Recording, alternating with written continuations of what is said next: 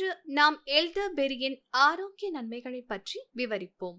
எல்டர்பெரி புதரின் அடர் ஊதா பழமாகும். ஆந்தோசைனன்ஸ் எனப்படும் ஆன்டி ஆக்சிடென்ட்களால் நிரம்பியுள்ளது. ஜலதோஷம், காய்ச்சல், மலச்சிக்கல், வைக்கோல் காய்ச்சல் மற்றும் சைனஸ் தொற்று போன்ற பொதுவான நோய்களுக்கு எல்டர்பெரி பயனுள்ளதாக இருக்கும் என்று சிலர் நம்புகிறார்கள். பல்வலி, சியாட்டிகா மற்றும் தீக்காயங்களுக்கு அதன் பயன் பற்றிய கூற்றுகளும் உள்ளன. இருப்பினும் இவற்றில் சில கூற்றுகளுக்கு அறிவியல் ஆதாரம் குறைவாகவே உள்ளது. ஐரோப்பியாவின் மூத்த எல்டர்பெரி சாம்பகஸ் நிக்ரா அதன் ஆந்தோசைனின் நிறைந்த பெரிகளின் காரணமாக சப்ளிமெண்ட்களில் பயன்படுத்தப்படும் முதன்மை இனமாக இருக்கிறது.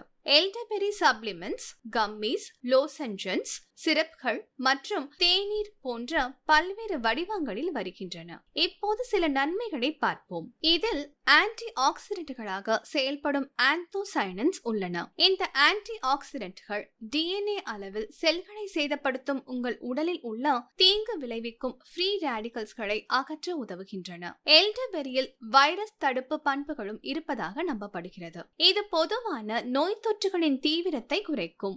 இது உடலின் நோய் எதிர்ப்பு சக்தியை சிறிது குறைத்து அலர்ஜி மற்றும் வலியை குறைக்கிறது.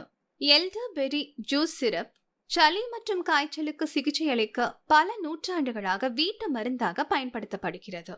இவை இரண்டும் வைரஸால் ஏற்படுகின்றன. அறிகுறிகள் தோன்றிய 48 மணி நேரத்திற்குள் எடுத்துக்கொண்டால் நோய் தொற்றின் தீவிரம் மற்றும் கால அளவு குறையும் என்றும் நம்பப்படுகிறது. சிறிய ஆய்வுகளில் இருந்து கிடைக்கப்பெற்ற சில ஆரம்ப சான்றுகள் இந்த கூற்றை ஆதரிக்கின்றன. சளி மற்றும் காய்ச்சலுக்கு எல்டர்பெரி பற்றிய 2019 ஆண்டு ஆய்வு இந்த பழம் மேல் காற்று பாதை அறிகுறிகளை கணிசமாக குறைக்கிறது என்று பரிந்துரை செய்துள்ளது.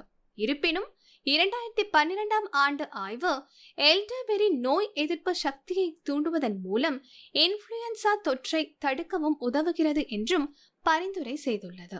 நோய் தொற்றுகளுக்கு சிகிச்சை அளிப்பதை தவிர உலர்ந்த எல்டர்பெரியில் இருந்து தயாரிக்கப்படும் தேநீர் மலச்சிக்கலுக்கு தீர்வாக உதவும்.